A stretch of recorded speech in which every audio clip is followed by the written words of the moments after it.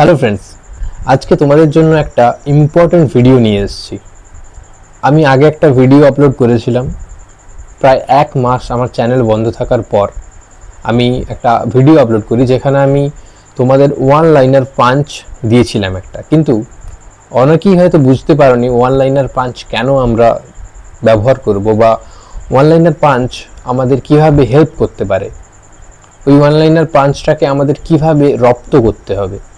আজকে তোমাদের প্র্যাকটিক্যালি একটা জিনিস বোঝাবো এবং তারপর সম্ভব যদি হয়, সময় যদি থাকে, তাহলে একটা ওয়ান লাইনার পাঞ্চ প্রোভাইড করব। আগের বারের মতো গুগল ড্রাইভের লিঙ্ক ডেসক্রিপশন বক্সে দেওয়া থাকবে। ভিডিওর থাম্বনেলে তোমরা হয়তো দেখেছো যে ভিডিওর থাম্বনেলে আমি কি লিখেছি, সেই 10 পাতার একটা বড় গল্পকে কিভাবে আমি এক পাতায় মনে রাখতে পারবো। হ্যাঁ, অনেকের মনে হতে পারে যে এটা একটা click bait video, but that's not okay, it's totally logical. কিভাবে তোমাদের চলো বুঝাই। বেসিক্যালি যখন তোমাদের সামনে ফার্স্ট সেম এবং থার্ড সেমের এক্সাম রয়েছে, যেখানে তোমাদের এমসিকিউ বেসড কোশ্চেন হবে, তোমরা সকলেই জানো এটা। বেসিক্যালি আমি ইংলিশের কথা বলছি, অন্যান্য সাবজেক্টের কথা আমি এখানে বলছি না।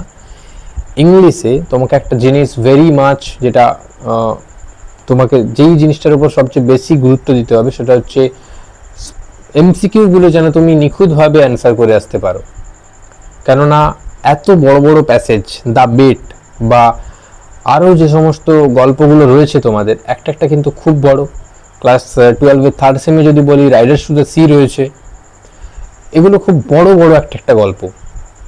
নাটক একটা রয়েছে তোমাদের।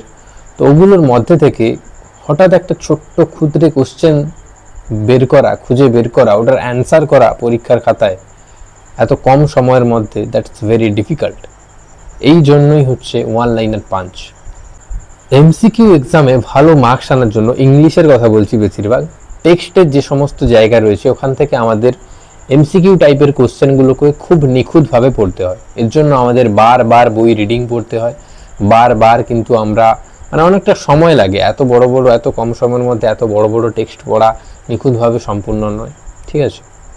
এর জন্য আমাদের সবচেয়ে যে জিনিসটার উপর ইম্পর্টেন্স দিতে হবে, ওটা হচ্ছে ঘটনাবলী মনে রাখা। কোনো একটা গল্প, কোনো একটা কবিতায় কি কি ঘটনা ঘটছে, ওই ঘটনাবলীগুলোকে মনে রাখা, ওই ক্যারেক্টারগুলোকে মনে রাখা, ওই ক্যারেক্টারগুলো কি কি পার্ট প্লে করেছিল কোনো নাটক বা কোনো গল্পের মধ্যে, ওই চরিত্রগুলো কি কি করছে, ওই জিনিসগুলো মনে রাখা।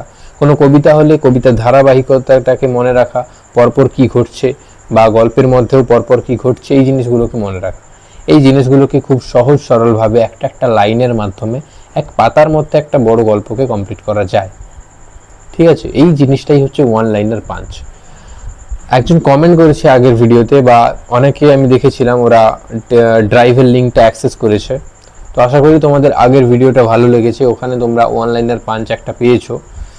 এবং আপকামিং ভিডিওগুলোতে আমি আরও ওয়ান লাইনার পাঞ্চ তোমাদের প্রোভাইড করব। প্রায় সমস্ত গল্প কবিতার ওয়ান লাইনার পাঞ্চ তোমাদের প্রোভাইড করা হবে।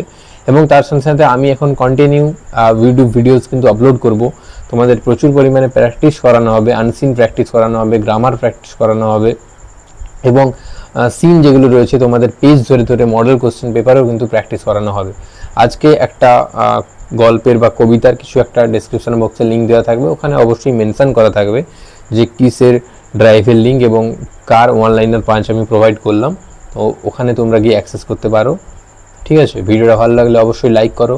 ওয়ান লাইনার পাঞ্চ সম্বন্ধে কি বুঝলে, ওটা তোমার আর কি ভিন্ন মতামত রয়েছে, ওটা জানাতে চাইলে কমেন্টে অবশ্যই জানিও।